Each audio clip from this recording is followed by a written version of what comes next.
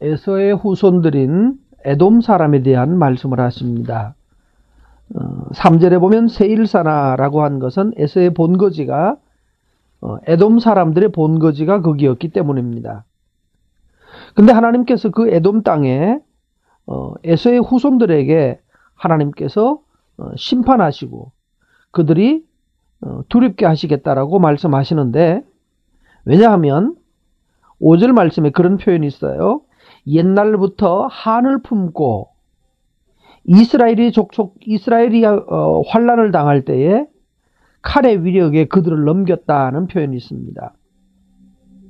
이 에돔의 잘못은 뭔가 하면 이스라엘에 대하여서 한을 품고 있는 거예요. 옛날부터 품었던 한, 곧 장자권을 빼앗겼다거나 또는 자기 땅, 자기가 장자니까 당연히 자기 땅이 되어야 되는데 자기가 오히려 나와버렸잖아요. 그래서 그것에 대한 원한을 품고 있습니다. 자, 오늘 특별히 저와 여러분이 과거에 내게 어떻게 했던 내가 받은 손해 때문에 다른 사람에 대하여 갖는 원한을 가지고 있다면 오늘 그 원한 풀으셔야 됩니다. 그걸 가지고 있으면 분명히 내가 피해를 본 거고 손해를 봤을지도 모르지만 그걸 품고 아직도 품고 있다면, 옛날에 가진 한을 품고 있다면 나의 성장에 방해가 됩니다. 하나님의 자녀로서의 그 영광이 아닌 거죠. 내게 악을 행한 사람에게 대하여서 오히려 용서하고 그를 긍휼히 여기면서 네가 나에게 그렇게 악을 행하고 내가 그래 손해를 봤기 때문에 그 덕분에 내가 하나님을 알게 되었다. 그것 때문에 내가 하나님을 더 경외하게 되었다. 오히려 네가 나에게 행한 그 일이 나에게 도움이었다. 라고 여러분 깨닫고 살필 수 있기 바랍니다. 만약에 그때 내가 그런 손해를 보지 않았다면 마음에 한 맺히지 않았을 것이고, 그렇지 않았다면 하나님도 몰랐을 거예요. 내가 더 잘 살고 더 멋있게 되는 것이 아니라, 그랬다면 내가 하나님을 아는 데 있어서도 내가 제외됐을지 모릅니다. 오히려 내가 받은 그 손해가 오히려 나를 하나님의 사람으로 키우는 데는 더욱 유익했다는 사실을 기억하고, 하나님은 너는 나에게 악을 행하였을지라도 하나님은 도리어 그것을 나에게 선으로 바꾸셨다라고 했던 요셉의 고백, 그것을 여러분 믿고 요셉처럼 고백해서 옛 죄나 옛 악에 매여 있지 않아야 됩니다. 오히려 하나님께서 그 일을 내게 허락해 주셨던 이유가 뭘까? 그것을 허락해 주심으로 해서 오늘 나를 만들기 위해서 하나님이 작은 것을 잃고 하나님을 얻게 하셨던 것입니다. 근데 에서의 제일 큰 약점이 뭔가요? 팥죽 한 그릇 때문에 하나님을 버린 게 문제였죠. 먹는 것 때문에, 돈 때문에 하나님을 버린 사람이 있고요. 어떤 사람은 팥죽을 다른 사람에게 주고도 그걸 내어주고 하나님을 얻은 사람. 뭐가 더 그런 겁니까? 내가 누구에게 돈을 얼마를 빼앗기고 잃고 하나님을 얻었다면 그것은 나에게 은혜이죠. 별거 아닌 팥죽 한 그릇 가지고 하나님을 얻었다면 대단한 은혜죠. 그러므로 여러분 누구 때문에 피해봤다고 그거 마음에 품고 한을 품고 있으시면 여러분이 바로 팥죽도 잃고 장자권도 잃는, 둘 다 잃는 것입니다. 여러분 이제는 하나님이 그 일로 나에게 복을 주셨음을 믿고 오히려 감사하게 되기를 바랍니다. 근데 에서는 그러지 않았습니다. 끝까지 마음에 품었습니다. 하나님 없는 사람은 이 지난날 사실은 자기가 잘못한 거 있습니다. 우리도 여러분 이렇게 가셔야 됩니다. 네가 나에게 그렇게 손해를 입혔지, 나쁜 놈, 죽일 놈 이러고 있으면 안 됩니다. 사실은 그 행위에 책임의 반은 또한 나에게도 있습니다. 이 말을 듣면 억울할지 모르겠습니다만 책임이 나에게도 어느 정도는 있다는 얘기예요. 무조건 어떤 사람이 일방적으로만 잘못하고 나는 전혀 아니었고 뭐 그런 건 아닌 거예요.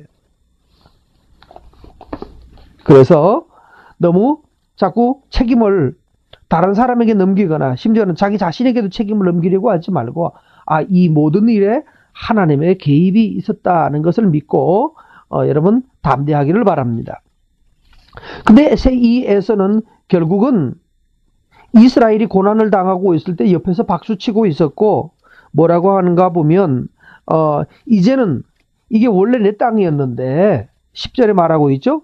이게 원래 내가 받을 땅이었어. 그 땅 원래 내 거였어. 이제 너희들 다 죽고 너희들 다 잡혀가면 그 땅 내 것이 될 거야. 라고 말하면서 좋아하고 있었습니다. 박수치고 있었어요. 여러분, 내 원수가 되는 사람이 망할 때도 여러분 박수치면 안 됩니다. 오히려 긍휼히 여기고 불쌍히 여겨야죠. 어떻게 내가 저 원수를 도울 수 있을까? 예수님 원수 사랑하라고 그러셨으니까요. 그래서 그들을 바라보고 기뻐하지 말고 내가 그들을 미워하면 멸망받는 사람을 보고 그를 미워하고 그를 향하여서 질투하면 결국 하나님이 또한 나에게도 같은 일을 하신다는 거예요. 내가 너에게 행하여 너를 심판할 것이다. 너도 같은 일을 당할 것이다. 여기서 주의할 점이 있습니다. 하나님께서 택한 백성 이스라엘을 아끼지 않고 원수의 손에 망하게 하고 계시다면 하물며 하나님을 알지 못하는 이방 나라인 이방이 되어버렸던 악인이 되어버렸던 에돔에 대하여서 하나님이 아끼시겠냐 말이에요. 우린 착각하시면 안 됩니다. 하물며 이스라엘이 어려워지는 것을 보고 실제로 저 이스라엘의 중동 지역에 있는 이스라엘이 어려워지는 거 보고 박수치면 안 돼요. 로마서에 말씀했죠. 하나님이 본 가지도 아끼지 않으셨는데 원가지를 아끼지 않으셨는데 하물며 젖붙인 가지 너희일까 보냐 이런 말씀이 있습니다. 하나님이 이스라엘도 아끼지 않으신 분이시라면 에돔은 아끼시겠습니까? 에돔에 무슨 의로운 구석이 있어서. 그리고 세 번째로 10절 말씀에 이런 표현이 있습니다. 그러나 여호와께서 거기 계셨다는 표현이 있습니다. 혹시 우리가 어려움에 빠져서 고난을 당하고 있을 때 우리 기억하십시오. 하나님이 우리를 버리셨다가 아닙니다. 하나님은 여전히 이스라엘에 계셨습니다. 우리가 고난을 당할 때에도 우리가 어려운 일을 당할 때도 여러분 꼭 기억하십시오. 그래도 하나님은 나에게 계신 거예요. 내가 매를 맞고 있을 뿐이고 징계를 당하고 있을 뿐이지 하나님이 버리시고 하나님이 떠나시는 것은 아닙니다. 그래도 하나님은 거기 계시고 그래도 하나님은 내게 계셔서 내게 행하셔서 다시 14절 말씀해 보면 다시 즐거운 때가 오게 하실 것입니다.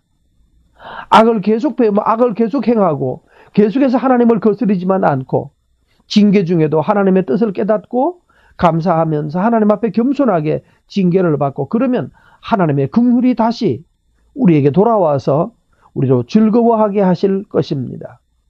오늘 성도 여러분, 오늘도 하나님 이 말씀 가지고 하나님을 따라서 승리하는 하루가 되시기를 바랍니다.